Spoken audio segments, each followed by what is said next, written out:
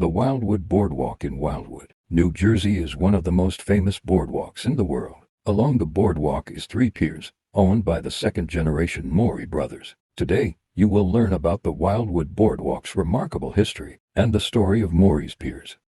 The boardwalk started in the 1890s as a small football field length of wooden boards that stood above the sand and overlooked into the ocean.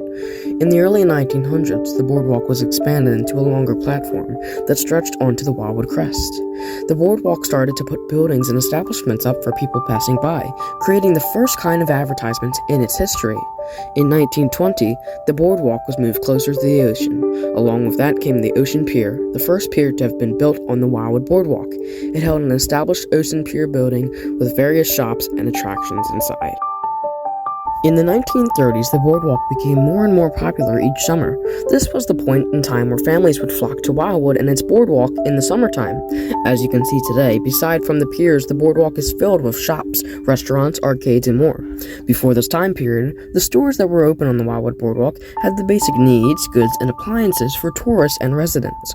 Also on the boardwalk, besides the stores and Ocean Pier, was the original casino. In the 1940s, the first few rides of the Wildwood Boardwalk would be built and opened. Almost a decade later, in the 1950s, a whole pier will be constructed for multiple rides and attractions for people of all ages. We will also be explaining some of the most iconic old rides, but more on that later.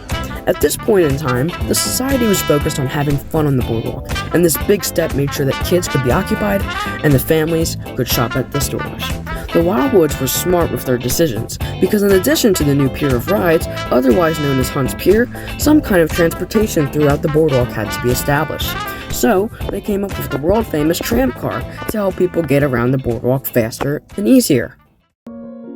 In 1969, brothers Wilbert Morey and Bill Morey bought and opened the first pier, called the Surfside Pier. The first ride to be made on that pier was the Wipeout Slide. Soon, other attractions were built on the pier in later years. Surfside Pier still stands on the Wildwood Boardwalk today, but most of the original rides have been replaced with new ones over the years.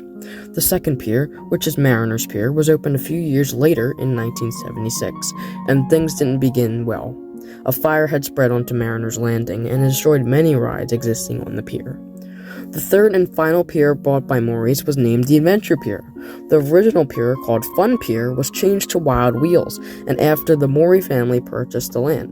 It was furthermore changed again in the early 2000s. The old Hunt's Pier, that we explained about in our 1940s and 1950s segment, held many attractions and rides that were very important to the boardwalk's history.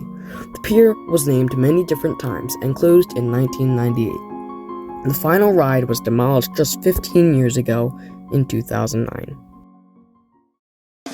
Now that we've cracked down on the growth of the Wildwood Boardwalk and Morey's piers, it's time to take a closer look into some of the most remarkable rides on the piers in the 20th century. The original Kong ride was a resemblance to the famous King Kong movie from the 1930s, most likely, since it was built before the 1976 King Kong movie had been released. Riders would get into planes and were lifted into the air while spinning around a statue of Kong. This ride was removed in 1975 and was replaced with the Kanga Bounce. In 2015, the Kanga Bounce was moved and a renovated King Kong ride was built.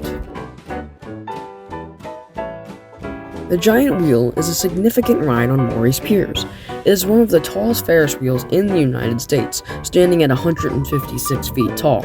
Before the one you can see today at Morey's, which opened in 1985, there was a much smaller Ferris wheel throughout the 60s and 70s on one of the piers. Unfortunately, Morey's no longer allows single riders after a girl fell to her death while riding. Other from that, Morey's has never faced any accidents or incidents with their giant wheel.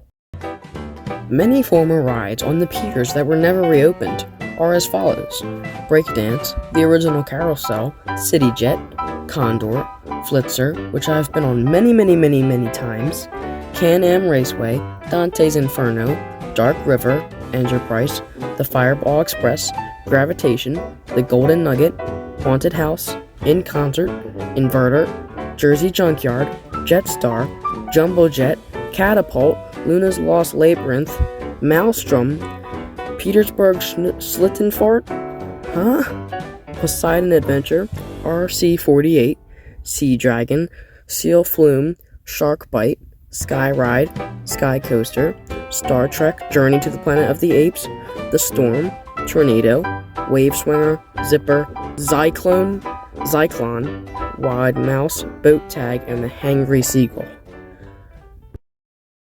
Before we jump into the modern attractions we see today at the Wildwood Boardwalk, for the dark rides people, I'd like to take a short second to recap the history of one of the most famous dark attractions on the Wildwood Boardwalk. In the middle of Surfside Pier and Mariners Pier, there was a midway pier owned by the Nichols family. The Nichols family owned a few small stores and attractions along the boardwalk in the 1940s, but the second generation of the Nichols family were three brothers who decided to buy a carousel lot, a roller coaster, and a boat ride on the boardwalk in the 1970s. They demolished the carousel and created Nichols Midway Pier. In 1977, the Nichols brothers built and opened Castle Dracula, a walk-in scare attraction. Below the castle was the renovated dark boat ride they bought when they purchased the land. 3 million people visited Castle Dracula. In the early 2000s, the Splash Zone water park was built next to the castle, and it was originally planned to have rights to the castle. On January 16, 2002, 2 teenagers snuck into the back room of the castle and set it on fire, with torches and aerosol cans. The castle burned to the ground, and there are no existing plans to ever rebuild it. The Nichols lost their pier through a trial against the water park company, Wild Waves, and now the castle space is a surfing machine in the Splash Zone water park.